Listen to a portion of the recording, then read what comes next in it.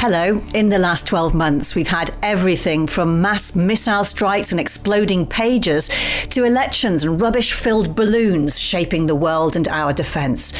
But that's also last year. We want to know what comes next. So once again, Mike and I are gazing into the Sitrep crystal ball with the help of some friends. For Russia, I think 2025 is the year that they have to finish the job with Ukraine. And of course, we have to stop that. Iran has a number of choices to make. Do they seek nuclear weapons? Even without that, it's possible to imagine that Israel may decide to attack Iran's nuclear sites. I will start to feel more positive when there is an equitable ceasefire agreement in Gaza. I think that the real test will come if President Putin of Russia tries to militarily intervene in a small country, maybe one of the Baltics. More dangerous times lie ahead, which means you need to look forward so that we are ready if war chooses us. Sitrep with Kate Gerbeau and Professor Michael Clarke. I asked you this time last year what 2024 had in store, and you said nothing terribly good at the moment. Can you offer any optimism for 2025? Well, I don't know if it's optimistic, but I think there will be a big change in our appreciation of world politics in 2025 because things are very volatile. So, the wheel is turning fast in the Middle East. It's turning fast in Europe. It's turning pretty quickly in Africa and across some parts of the global south. And when the political wheels turn, then all sorts of unexpected things happen. And I'll give you the word of the year for 2025 will be transactional. So we'll talk less about collective action. We'll talk more about volatility, and we'll talk a lot more about transactional politics. And that's not necessarily a more difficult world. It will just be a world that works on slightly different principles, and each nation will have to look to its own strengths and weaknesses. And I think we'll have to look deep inside ourselves in the United Kingdom to say what really are our strengths and what are our weaknesses. How can we minimize the weaknesses? How can we maximize our strengths? And we've got to take advantage where it's available of the volatility that's taking place across the areas that matter to us in Europe, in the Middle East, across parts of Africa. So it's not all bad, but we've got to weather some pretty choppy seas before we get to a better outcome, maybe towards the end of the year. Yeah, and no prizes for guessing who'll be the ambassador of that transactional approach, Mike. We've got a lot to talk about this time, as well as our thoughts. Once again, we also get the insights of a team of highly qualified crystal ball gazers. We're going to start with the UK's armed forces in 2025, and the thoughts are probably the most qualified of our experts. Hello, I'm Admiral Sir Tony Radakin. I'm the UK Chief of Defence. And when I look forward to next year, I think there are going to be several elements that continue to dominate. Sadly, the war in Europe and our support for Ukraine so that they can overcome Russia's illegal invasion. And then we're also going to be very strong in the Middle East and trying to deal with the conflict there and avoid it becoming a regional war, which is essential for all of us. And then we're also going to be contributing into the Indo-Pacific. And some of that is going to be magnified by next year's big carrier deployment that will support NATO whilst it's in Europe, contribute to stability in the Middle East, but also recognize our responsibilities further east in the Indo-Pacific. And then there are two other very important events next year which speak to what we do and how we recognize what has been done on our behalf in the past. And that is commemorating VE Day and VJ Day. And rather like the D-Day commemorations in 2024, these are really important moments where we recognize the poignancy of the sacrifice that others made on our behalf and the profoundness of what our armed forces do day in, day out to ensure that those hard-won freedoms, security, and prosperity are preserved in respect of all of those that have gone before us and to support our nation looking ahead. That's what 2025 looks like at the moment. Well, we'll hear from the single service chiefs as well before the end of the programme, but the big boss is certainly expecting a busy year, Mike. Yes, and I'm sure he's not wrong about that. I think we will have a busy year. We're reorganising our own defence, of course, with the defence review that will appear sometime in the spring or late, perhaps in February.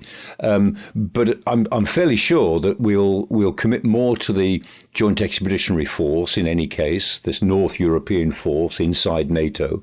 And I think that our troops and service personnel will find themselves in the Baltics, probably in greater numbers. They may also, of course, find themselves in Ukraine on a training mission and possibly on a mission in a demilitarized zone in Ukraine. We might be talking about that a little bit later on. But I think we'll find that our service personnel are badly stretched. We know that. We are fully committed, and we're struggling in a way to turn the dial strategically in the places in which we're committed. And so we're going to have to find ways next year to actually make a strategic difference with what we can commit. And what we can commit means that our armed forces in all three services, I think, will be uniquely busy next year. Be an exciting year for them, but also a pretty dangerous year for the planners because there's so little margin of error in anything that they do. And to borrow from Harold Macmillan, events, dear boy, what can you imagine, if anything, that might require a new deployment beyond what you just mentioned in Ukraine of UK forces in 2025? Well, the thing that Tony Radakin mentioned there that we haven't already talked about is what may happen in East Asia. There is every possibility of a crisis in East Asia, in the South China Sea, not so much in the Taiwan Strait. I think that's a few years away if it does happen, but in the South China Sea. And we may feel that we ought at least to show that we are part of the FONOPS operation, the Freedom of Navigation operations, and that we do actually have, as the CDS said, we do have a big interest in what happens in Asia, in the Indian Ocean and in the Pacific, in the Western Pacific, and that our forces may find that if they are available, certainly the naval and some air elements might well find themselves a bit further east of Suez than they are used to going. Well, let's talk more about that defence review, potentially reshaping their future careers and lives of our servicemen and women.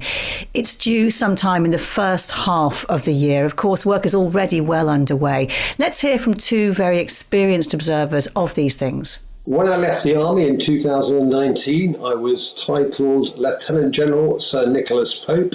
Now I am known as Nick. I'm no stranger to the defence reviews. I first saw the 1997 defence review carried out with ministers at the time, and I think it's probably up to about 6 or 7 or maybe even 8 defence reviews that I've played around the edges of. I'm Larissa Brown and I am the defence editor at The Times. I think it's a huge deal because the timing could not be more crucial, but also we need to see exactly what the government is going to do to try and get the armed forces match fit. On the one level, I see a review which comes in offering to rethink about the UK's place in the world. And on the other hand, some difficult, awkward choices about what's politically affordable. And finding the sweet spot between those two aspects of ambition and affordability has often been difficult. It's a bit unclear exactly how much money the department's going to have. We've heard rumours about Tempest potentially being in jeopardy. So that's the GCAP fighter jet programme. One source had told me a few weeks ago that actually the government was looking at whether that programme needed to be axed. There was also some discussion apparently in the Treasury about the future of the aircraft carriers. There has been some suggestion that do you get rid of one of those aircraft carriers when actually the threat to the UK is here in Europe. So I think we're going to have to see in terms of what the actual decisions are. The modern world cares much more about the things that hang off the side of ships, planes and tanks. It's about drones, it's about cyber, it's about tech, it's about AI. I've also heard that there's a lot of focus on drones. I think some of the people closest to John Healey, the Defence Secretary, believe that there needs to be a lot more investment in unmanned aerial vehicles. And obviously they're looking at what's happening in Ukraine at the moment. And I think that people are realising that actually we need to have hundreds of these things if we're going to be able to fight a war in future. Obviously, the ministers and the military chiefs are discussing what they do about the future size of the armed forces. And people are very concerned about the current state of the army. But actually, even if Healey wants to increase those numbers, the problem is a lot of people are leaving the army and they can't replace those numbers. So even if they had the will to do so, they might actually struggle to increase those numbers to a more credible level. We face, if you look into the serving community of the armed forces now, we face an issue about the demands on their time being increasingly great.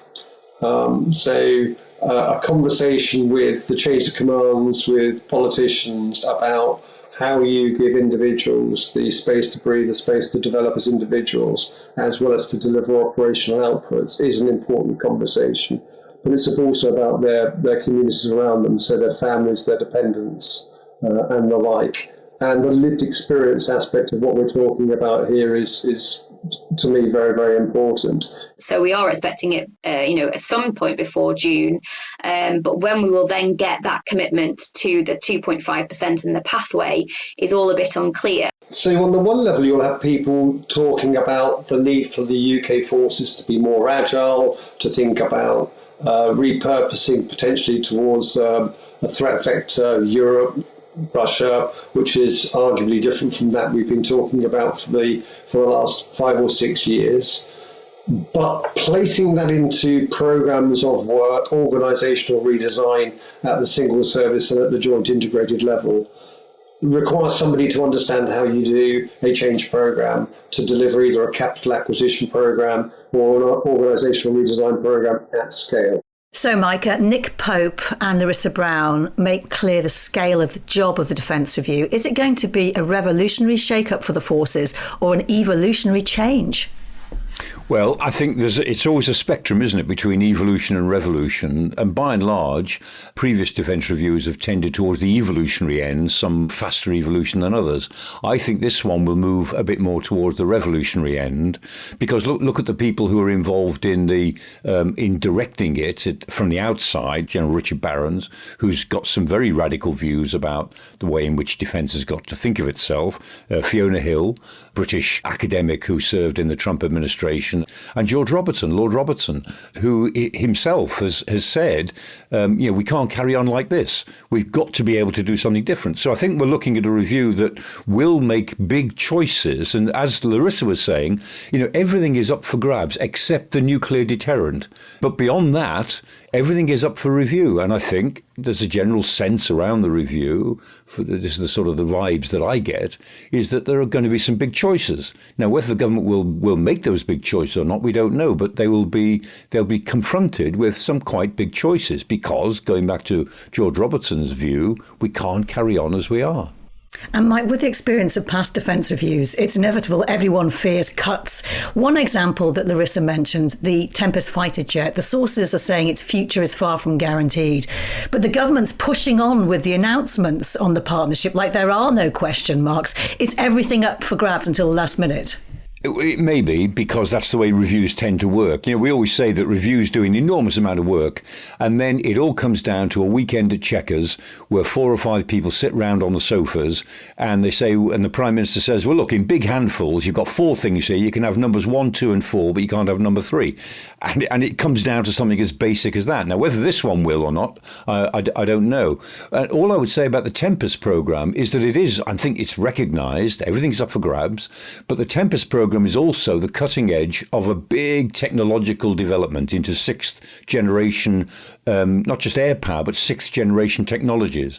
And so, the GCAP Tempest program isn't just carrying the future of air power for the RAF on its back. It's also carrying a big technological burden on its back. And I think that will be taken into account as well. So it does mean if GCAP Tempest were cut, then it would be more than the 6th generation aircraft that was being cut. And that would be a pretty big strategic switch. And Larissa also said there sometime before June. Are you hearing anything on when we'll get the answers? We don't know when announcements would be made, but my understanding is that the work of the review would be done by the close of the early months of next year. So one would expect, as it were, the review to be there by, let's say, February, March, late February, early March, probably. But when choices would be made and announcements would be made, I'm sure by June, but I suspect earlier than that. And then we've got to consider, of course, that there will be a spending review for the next 4 or 5 years going forward, probably to be announced in the autumn of next year. So anything that is announced in the spring of next year will have to have some relationship to the spending review that will be announced a few months later. And of course, the Defence Review and its decisions will be heavily shaped by Russia and what it has done and continues to do in Ukraine. So what next there? I'm Ben Hodges, Lieutenant General, retired U.S. Army, former commander of U.S. Army in Europe. There's been a lot of dooms talk, I think, over the past several months about what's going on there, but it's worth remembering that here we are after 11 years of conflict and almost 3 years since the start of the large-scale invasion. Russia only controls 18% of Ukraine. Okay, there have been incremental gains out in the eastern part of Ukraine where they're fighting over destroyed towns and cities. And you've got Russian troops are now having to call taxis for medevac. I mean, I don't think anybody could say it's going well for Russia. And then, of course, Ukraine, their counteroffensive up into Kursk, which they launched back in August, they're still there. And that place is turning into a massive bloodbath for Russians and North Koreans. And look, I don't want to try to make more out of this than it is, but I think it's wrong to say. And I worry that the incoming president has already decided, this war's got to end, and therefore Ukraine should give up territory and agree not to come into NATO. I mean, that's exactly what the Kremlin wants.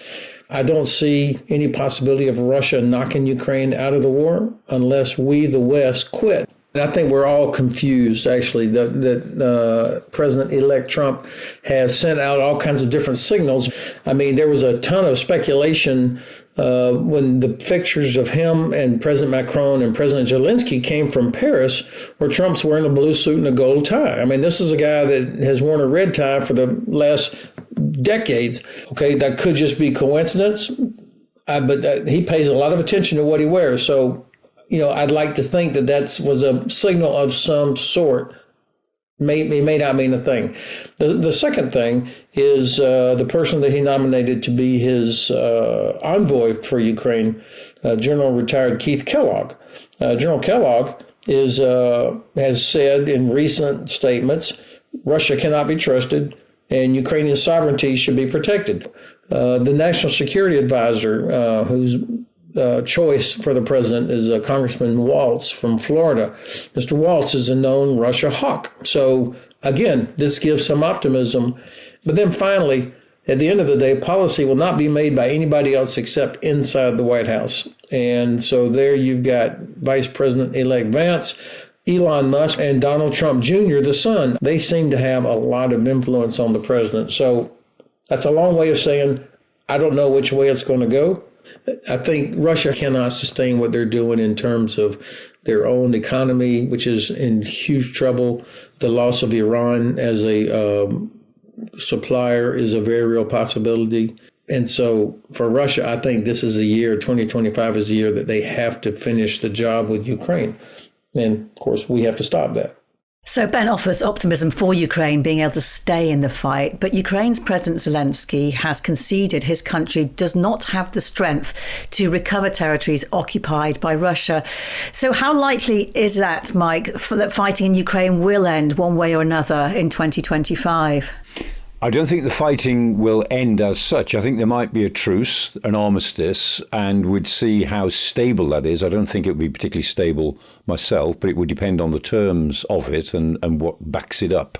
I think President Zelensky seems to have changed his tune, not because he's had a change of heart, but because he knows he's got to run with the grain of American thinking on this. And so I think he's setting himself up to say, of course, I want the Trump plan when we see what it is. And Ben Hodges there mentioned the Keith Kellogg plan. That's the nearest thing we know of to the Trump plan. And we do know what Keith Kellogg thinks about these things. He wrote about it in April last year. So I think Zelensky is wanting to run along that sort of track. But I think he's also assuming that Putin might overplay his hand and that the Russians might actually think that they're doing so well. And Putin, I'm sure, thinks he's doing very well, despite all the things that we know are going wrong for the Russians, that he might overplay his hand. And of course, Trump can turn on the sixpence. I mean, Trump may then decide that he actually does need to pressurize Putin in order to bring him to the table. And I think Zelensky would find that something that he could manipulate. So I think Zelensky's statements, I think at the moment, are very tactical. And could President Zelensky be trying to call Russia's bluff then? Yes, he is saying, we are up for some sort of freezing of front lines in place. And of course, I know for a fact that they've been thinking about this for some time in Kiev, because they recognize that for the time being, they certainly can't recover those territories. They know that. They've known that for a long time. But they are also thinking that they can certainly keep going in different ways. And as Ben Hodges was saying, and I agree with him, if the Ukrainians can keep the fight going during next year, if they can and if they want to, and it's easy for us to talk about it, we're sitting 1,000 miles or more away, but if they can keep it going, then things will get much harder for the Russians towards the end of the year and into 2026, when their economic problems really are likely to kick in a pretty big way. So I think there's a sense in which Zelensky would like the Russians to overplay their hand, and he is sort of calling their bluff by saying, OK, I will go to peace talks. I'll go with an idea that you can have 20% of our territory, but I want really big security guarantees, and then you can live with the consequences. Yeah, and you mentioned it before. If there were to be some kind of ceasefire deal, it has been suggested British troops might be prime candidates for leading some kind of peacekeeping force. What is your take on that possibility? Yeah, I don't think it would be a peacekeeping force as such, but a force in some sort of demilitarized zone is being talked about. And you've got to ask yourself, well, how many troops would it need? I mean, a DMZ would be at least 1,000 kilometers long. So you're probably talking as a minimum of about 6 or 7 brigades of European troops. So could Britain provide one of those brigades? Yes, it could. But then you've got to ask yourself, well, what would be the rules of engagement? Yes, it could occupy them as a UN peacekeeping force would, and observe what goes on and monitor what goes on. But supposing one side, maybe the Ukrainians, try to break through to seize some local advantage, or maybe the Russians, would the force fight? Would it be able to fight? Who would pay for it? How long would it have to stay there? These questions are huge questions, but we're not going to get anywhere if all the European countries say, well, we're not going to have anything to do with it. I mean, if there is going to be some sort of ceasefire, then Britain would expect, and everybody else would expect, that Britain would be in some sort of, I don't say pole position, but certainly one of the leading players in implementing some sort of deal, at least a truce, if we can arrive at that. And right now the war goes on, and there is talk that the MOD is considering sending British troops to train Ukrainians in Ukraine. How likely do you think that is in 2025? I think, Kate, it'd be part of the same process, that if there was some sort of truce or armistice, then part of that process of creating security guarantees would be a much more intensive training program, and if it involved European troops in Ukraine, that would increase the deterrent effect. It wouldn't be that NATO was in Ukraine, but that European countries bilaterally were helping Ukrainians, maybe even quite close to the front lines, because we'd be talking about a ceasefire, not an active war, in which, let's say, West European troops of one sort or another might be within 30 or 40 kilometers of the front line doing training jobs. That's entirely plausible, if it is plausible that there can be a truce sometime next year. And can we just look more widely at Europe and how Russia may be eyeing it up? You now have Georgia, which Russia still occupies a chunk of, in a new political crisis and a pro-Russian party in power. A pro-Russian candidate appeared to win the Romanian presidency, although the election was declared void after apparent interference. Could we see Russia making any new military moves in Europe in 2025 to seize what it sees as opportunities? Yes, depending on what happens in Georgia, it's not beyond the bounds of possibility that a truce in Ukraine would give Russia the sense of a breathing space to intervene militarily in Georgia. I mean, they could do that anyway, but they might be more tempted to do it in the event of a truce in Ukraine in order to tip the Georgian crisis decisively in favor of the current pro-Russian government. They might try to do the same in Moldova, which also has the problems. There is a fair chance that they would conduct a charm offensive towards the leaderships in Hungary with Orban, in Slovakia with Fico, in Austria with Nehammer. I mean, these are all countries in Europe that are very, very soft on Russia, very hard on NATO, very hard on Ukraine, and of course, President Erdogan in Turkey. So you've got 4 leaders of the 32 NATO nations who are explicitly anti-Ukraine, anti the war, pro-Russian thinking in the way they express themselves. So I think a truce next year would leave Russia feeling that they had succeeded in this round. They've won this round. They will win further rounds. That's what Putin would think. And I think they'd be really quite assertive. And one place where you might see that assertiveness, and we're already beginning to see it, is in Narva, which is almost a complete Russian city inside Estonia. And the Baltics, we talk a lot about the Baltics, Estonia and Latvia in particular, not so much Lithuania, but the Russian minorities in Estonia and Latvia are a prime tool or prime element for creating internal division and using the same arguments that we used in the Donbass in 2014 and the Donbass again in 2022, that we have to protect the rights of Russian speakers who are being assaulted by these Nazis in NATO. There's already big elements of that in Estonia, and I think we might see more of them. Well, like it or not, what happens in Europe depends in significant part on decisions taken on the other side of the Atlantic. And the world's largest military is about to see the return of a new commander-in-chief in 2025, albeit one who's done it before and was a big disruptor last time round. I'm Karen Van Hippel. I'm the Director General at RUSI, the Royal United Services Institute in London. I don't think we'll have certainty about really anything during Trump's tenure. I think what we saw the last time around was very erratic and changeable views and changeable policies. He has appointed people who have different views from himself and from each other. So he has appointed Marco Rubio as Secretary of State. He's quite hawkish on China, quite hawkish on Russia, whereas Trump has been, let's just say, more conciliatory on Russia. So I think it's hard to say, but I would imagine he will increase funding for the Pentagon. He did that last time around without even having a strategy. He just dumped money on it.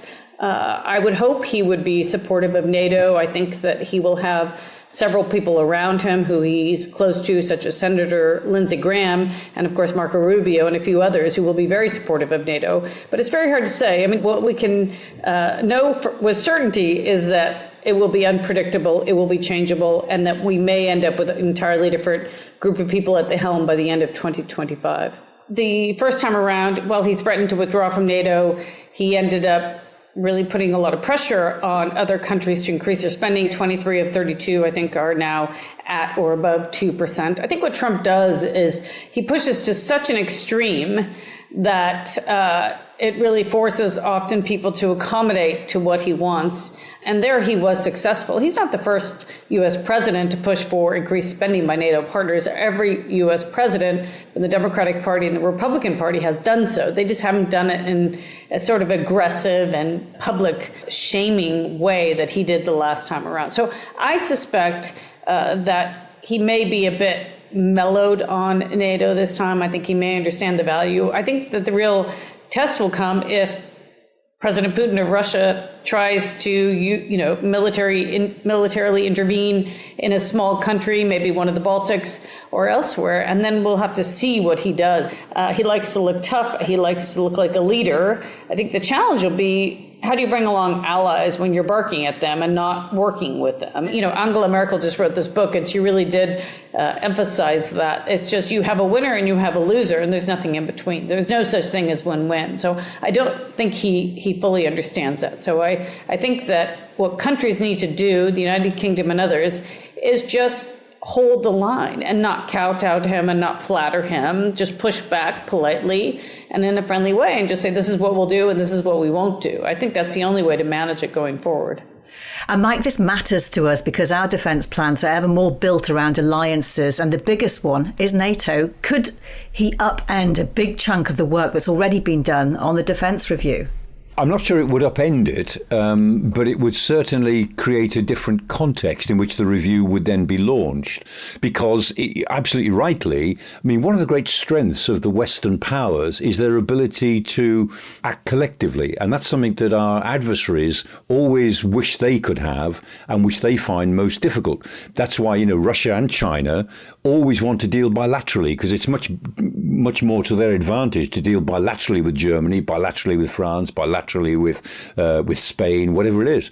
And the thing about President Trump is that he likes bilateral deals as well. He doesn't really like collective arrangements because, for various reasons, he finds them too restrictive of American power.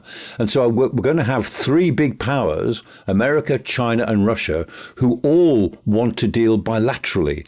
And those members of European NATO, the other 27, 28 of us, have really got to think carefully about how we create a more collective front, even in a world, as we've said, of much greater transactionalism. And in terms of NATO, have European capitals given us any indications of pulling together or pulling apart since Donald Trump's victory? I think they have. I think the North European NATO nations have all taken the Trump presidency very seriously and are working to show that they have clear plans and that they are intent on keeping NATO very relevant and collective. Southern European nations of NATO, and the ones we mentioned before, Hungary, Slovakia, Austria, Turkey, have taken comfort personally from Trump's victory on the assumption that things will be different in NATO in the future. And they are using the Ukraine war as the kind of the litmus test of NATO's collective strength. And so I think the difference between North and South NATO has been exacerbated by the victory of Donald Trump in November. And that coincides with two very other unfortunate political contexts, which is the weakness of Germany governmentally and of France governmentally. So we've got a chancellor in Germany who's now entering an election which is almost certainly going to lose, and there'll be chaos or coalition building in Germany for some months afterwards. So it'll be the summer before we see really what German politics is going to look like. President Macron in France is an absolutely lame duck president who's gone through 4 prime ministers now, and we'll see how his latest prime minister gets on. So Germany and France, the sort of driving force politically in Europe, is now out of the reckoning for the time being. So NATO is not in particularly good shape, and the election of President Trump has, as it were, driven wedges in other parts of NATO just through the anticipation of what attitude he will take. And as Karen von Hippel was saying there, we just don't know what he thinks. He can turn on a sixpence. We know that. And that sheer unpredictability is creating problems within NATO itself. OK, so let's look at part of the world which has brought us more than enough surprises in the last couple of years, and that is the Middle East. My name is Anna Jacobs. I am a senior analyst with International Crisis Group. I specialize in Gulf countries. I mean, of course, we all hope there will be less conflict in the region. I think I will start to feel more positive when there is a ceasefire and an equitable ceasefire agreement in Gaza. That's when I will start to feel more positive, I think. Our assessment is that Iran and its axis of resistance has definitely been weakened. How Iran will react to all this moving ahead is difficult to say. The fact that Hezbollah was severely weakened by Israel's military campaign in Lebanon, yes, has played a role in the collapse of the Assad regime, but it is one of, I think, various factors that contributed to the collapse of his regime. I mean, he was being propped up primarily by international backers. Hezbollah and Iran were one of them, but Russia was another one as well. And Russia is obviously has been very much focused on its invasion of Ukraine. And so that, I think, is something that has taken a lot of their time and energy. Not to mention, though, there are various domestic factors as well that contributed to Assad's, incredibly swift collapse, honestly. So international support for Syria right now will be crucial politically and financially and in many other ways. The risk of contagion, I think, again, as much as I've said this, it's difficult to say. I think primarily the West will be focused on any sort of ISIS resurgence in Syria, especially. I think HTS, many would, I think, characterize them as formally jihadist. It's going to take a lot of buy-in and goodwill from multiple actors, which is always hard. But yes, I think that Western countries will be looking to groups like HTS to cooperate on, battling extremism. And time will tell if that relationship works or not. So, Mike, is the big question for we, the West, whether Syria becomes a hotbed of jihadist terrorism again, or are there other things in the Middle East that might concern our defence more? Yes, I think there are. I don't worry too much about Syria turning into another Afghanistan as a sort of terrorist base, because I think Ahmed al-Sharaa, the new leader, Jalani as he was until last week, he clearly is trying to make Syria into something else, which is it is going to be an Islamist state, but not an Islamist terrorist state, because he just can't afford to run it like that.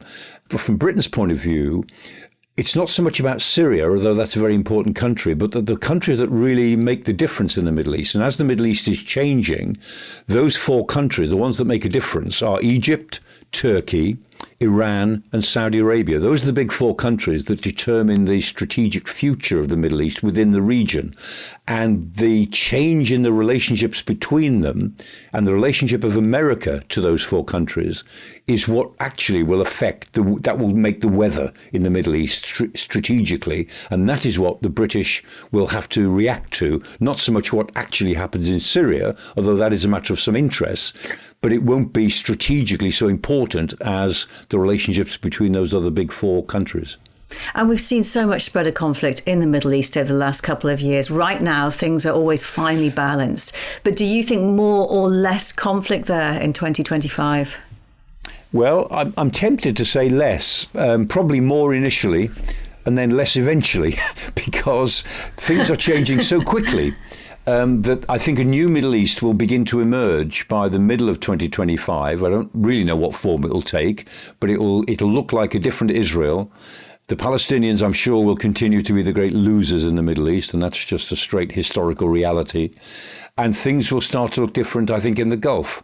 And so I think it may be that out of this chaos, and depending on how much interest the Trump administration is prepared to express in the Middle East and in Middle East economic possibilities, I think I'm not sure a big grand bargain in the Trumpist sort of vision will emerge, but something different may emerge, which will begin to, as it were, create new dynamics in the Middle East, which may ultimately be less conflictual. But I suspect we've got a fair bit of conflict to go through before that new arrangement begins to emerge in a matter of months, or maybe toward the end of the year or early into 2026. Okay, so let's draw on the wisdom of former US Defense Secretary Donald Rumsfeld next, and his famous attempt to explain the awareness understanding matrix. Known knowns, known unknowns, unknown knowns, and unknown unknowns. I can't believe I was made to say that. I'll put it another way. We've just been talking about all the things and places that we've been focused on in 2024. What about where we haven't been paying so much attention and what we may have missed? Where might the next conflict be? I'm Shashank Joshi, defence editor at The Economist in London. In North Africa, in the Sahel, I'd say we've seen continued efforts to squeeze out American and French influence by the Russians, who've taken advantage of a political vacuum left in the region. And in other parts of the world, I think we've still seen severe humanitarian crises resulting from the aftermath of war. And I'd point particularly to the Tigray conflict in the north of Ethiopia. A very recent report published by the Internal Displacement Monitoring Center found that there were basically 35 million people who had been displaced in Africa. Almost 33 million of those had left their homes because of conflict. So we're seeing really serious conflict in places which receive very little attention. The places I would point to would be Sudan, where of course we're still seeing extreme levels of displacement and humanitarian hardship, but also the Democratic Republic of Congo. This time last year, I would have warned of the risk of an India-China clash, given how heavily militarized their border was following an earlier tussle back in 2020 that was never fully resolved. What's happened this year is that there has been a major settlement or agreement between India and China that's probably reduced the likelihood of that particular border erupting. But I would say that we shouldn't rule out the prospect of a major clash in China between China and one of its Asian adversaries, whether that's Japan in the East China Sea, whether that's a South China Sea claimant country like the Philippines or Vietnam, or whether it's someone in the South Pacific. I think there's still the prospect of a clash. I think none of those are likely to result in a major war. I think they're likely to be more self-contained, but the risk of an eruption is still ever present. Iran has a number of choices to make, one of which is, do they seek nuclear weapons in response to the events of the past year, in which its own missile force has been repeatedly blunted by Israeli and allied missile defenses. And so if Iran seeks to develop nuclear weapons, that could produce a major crisis in the Middle East that dwarfs anything we've seen in the past 18 months. However, even without that conscious step, it's possible to imagine that Israel, feeling very confident in the region, very emboldened by its successes in Lebanon in the past 6 months, may decide, perhaps in connivance with the incoming Trump administration, to attack Iran's nuclear sites. That would be, again, a major conflict in the heart of the Middle East. A lot of this discussion is about countries and geographies, and it's worth, I think, remembering that we should expect also to see an intensification of tensions, if not conflict, in some of the more intangible domains, notably space and cyberspace. We've seen a continued growth of Russian and Chinese cyber operations, including against critical national infrastructure in Europe and the United States. And in space, we've seen American allegations that Russia may be preparing to launch a nuclear weapon into space in a weapon that would orbit the Earth. That would be a violation of the Outer Space Treaty, but I think it's an indication of just how competitive, just how tense the space domain is becoming as well. Golly, Mike, I'm tempted to say don't have nightmares, but it's not a pretty picture the Shashank paints there.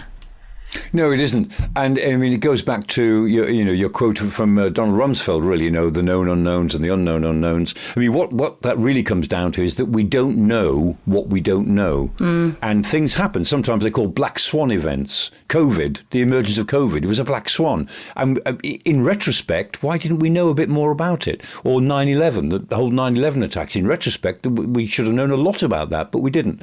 You don't know what you don't know until something happens. And in a way, that's what Shashank Joshi is talking about. And I think the reason that one would reluctantly have to agree with so much of what he says is that there's been a breakdown in what you call the basic structures of international relations. And like bankruptcy, it happens in two ways. First gradually, then suddenly. And it's been gradually breaking down for about 20 years, 25 years, and now it's breaking down suddenly. And one of the reasons that those norms and structures and institutions are breaking down so quickly is because the expectation is now that America is, as it were, releasing its influence, releasing its grip, diminishing its influence across world politics. The expectation now, and this goes back to before Trump in 2016, but it's Trump on steroids in 2024, war, the expectation is that America really isn't going to do anything. It isn't going to care. It's only going to be completely and utterly transactional. And going back to where we started, that the world will be thoroughly transactional very quickly now. So, Mike, give me some hope, will you? Let's turn it round. Is there anywhere in the world where we can look with some hope for conflict reduction? Latin America. Venezuela didn't invade Guyana this year when they might have. Guyana is going to be a very rich country, as rich as Kuwait at least, because there's oil offshore, which the Venezuelans want, and they've got no legal right to it, but they want it because Venezuela under Maduro is bankrupt, and this tiny country, Guyana, is going to be a really rather extraordinary country as long as they can handle the enormous injection of wealth. That's one example of things that can go well in Latin America. And things can go well as well in Southern Africa, not so much in Central Africa, not so much in the Sahel, which is a real heart of darkness territory these days.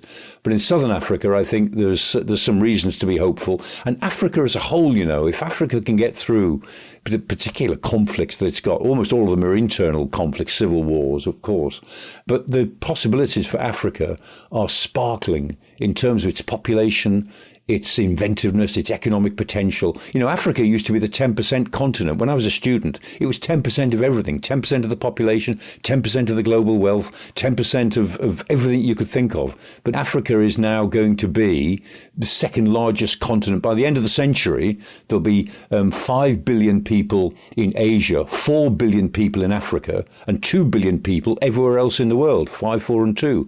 And the prospects for Africa are sparkling if it can get through the next few years, and we'll see during 2025 if it can really lay the foundations of the potential that it's really got to develop in the next 20 or 30 years.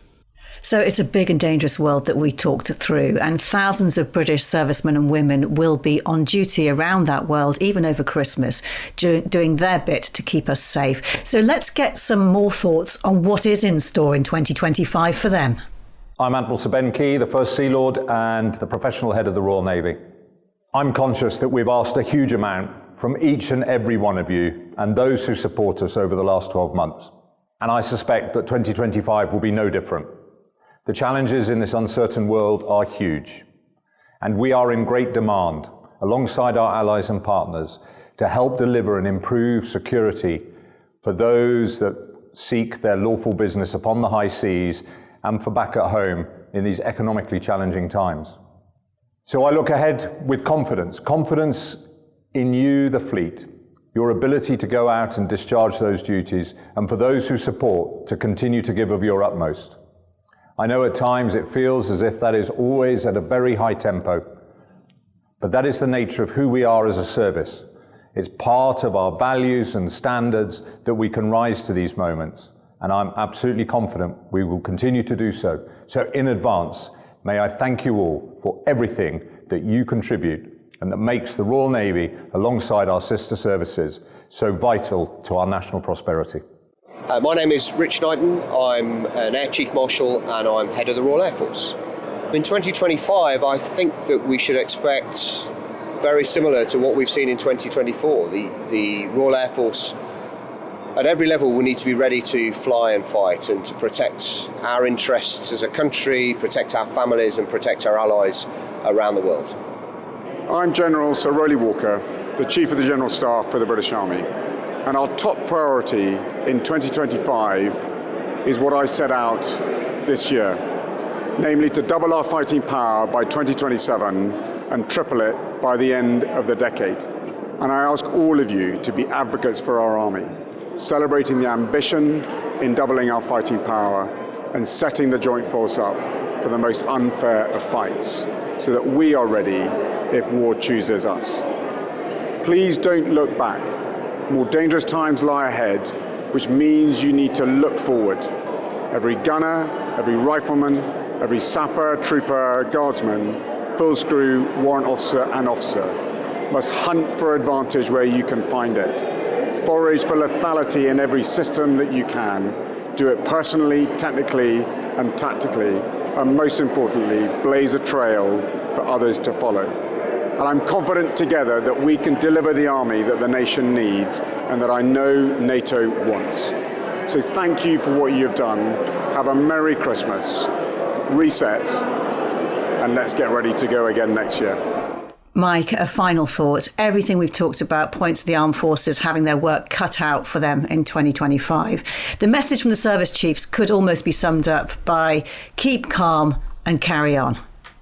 Yes, and the carry on bit is probably the most important. You know, Kate, I mean, there's no secret about this. I mean, we've had pretty weak political leadership for the last 20 odd years on defence issues. And I'm not making a party political point. It's just a straight fact. But analytically, we've been very strong. We know what's out there. We know what's happening. We've got a good analytical grip on it as a country. And there's no shortage of wake-up calls to the situation that we're in. But, it's hard to wake somebody up who's only pretending to be asleep. And that's the problem that we've got at the moment. Those of us who are in the policy community have got this problem that we're trying to wake up someone who is pretending to be asleep. And what I would say, I mean, in my very minor role on BFBS, to all the armed service personnel out there, is that we need you and your courage and your commitment to our country more than ever before. Mike, you're very modest. It's not a minor role on BFBS. You're very important to us. Thank you so much. And thanks to all of our guests. That is all for now. Professor Michael Clarke will be taking a well-earned break for the next couple of weeks.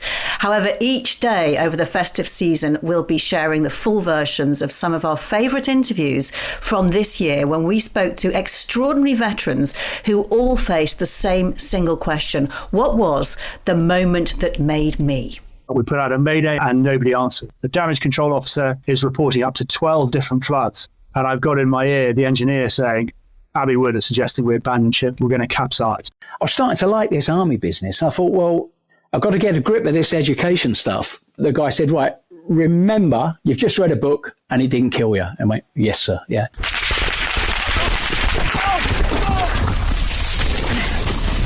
And that's some more fire.